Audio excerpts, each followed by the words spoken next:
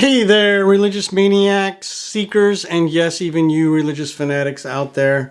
Coming to you today from the beautiful rolling hills of the always wonderfully weird central New York. Getting ready to record a Spiritual Almanac podcast for Tuesday, February 2nd. Lots of great stuff for you today. We're going to be kicking things off with a woman named Letitia Pilkington. I am not going to have time to get into her entire background, but you should look her up because she really is a fascinating woman. She was an 18th century Irish wife of a clergyman. And, she got the raw end of the deal in her life. She really did. But she was a writer and a poet also. And she really has a way with words. She has a way of, describing the world around her that I think is just kind of fascinating. We're going to be taking a look at one of her poems today that was really, birthed out of her experience dealing with powerful but corrupt men, And it's kind of an amusing little poem, but I think you're going to find it's also an extremely relevant poem for a lot of our leaders here in the United States today. So, you're going to want to see that or hear that. Also have a couple of spiritual nuggets for you today. We're going to be talking about the mathematician and philosopher Bertrand Russell and a philosophical concept or construct that he developed called Russell's teapot. Very relevant for spirituality and religion. But more importantly, today is Groundhog Day. Yes, it is Groundhog Day. That day of all days for the town of Punxsutawney and, other areas of Pennsylvania and really the nation. It's a fun tradition, right? The groundhog comes out of his hole. Does he see his shadow or doesn't he? But what you're going to be surprised to learn is that it's a tradition that was born directly, out of religious practice. Okay. That has, very clear religious roots. Like a lot of traditions, you think that they're just random, but they're not. They actually have a religious or spiritual, origin story. And that's especially true with Groundhog Day. So you're going to want to stick around and hear what that's about. All right. Anyway, let me get set up and let's just start this podcast. All right. Let's go.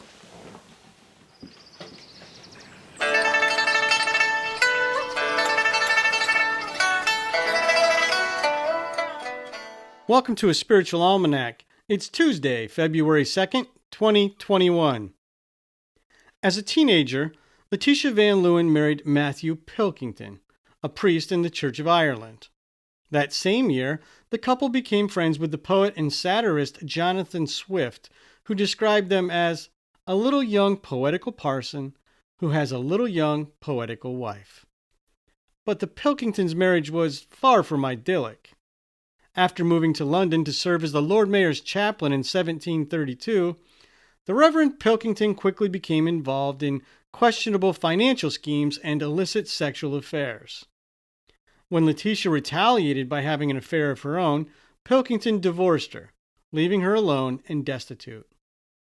To earn a living, Letitia began writing poems, plays, and even sermons, usually for male writers who passed her work off as their own. Her ex-husband was eventually imprisoned for bad debts, but he used his connections to make sure she couldn't publish her work in London. So Letitia moved back to Dublin, where she began publishing in her own name.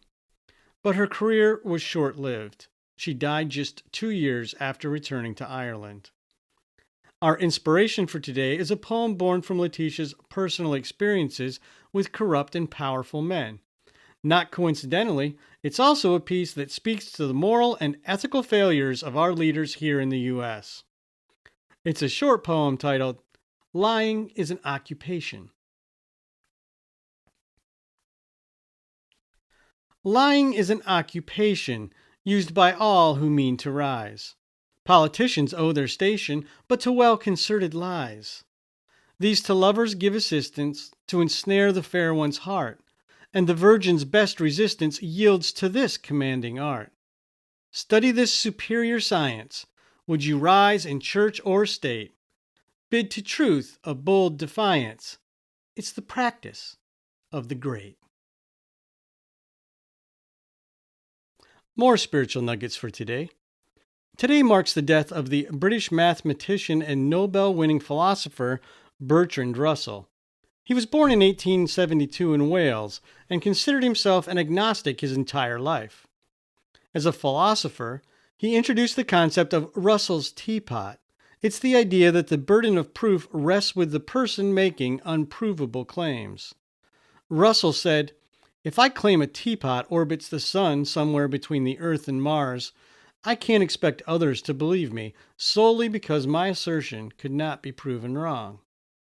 For more than a century, Russell's teapot concept has been used in debates about the existence of God. Agnostics cite it as a basis for unbelief, while some scholars argue it's a colorful but flawed framework for ontological arguments and discussions about the nature of religion. And on a much lighter note, today is Groundhog Day. The first Groundhog Day was celebrated on February 2nd, 1887 at Gobbler's Knob in Punxsutawney, Pennsylvania.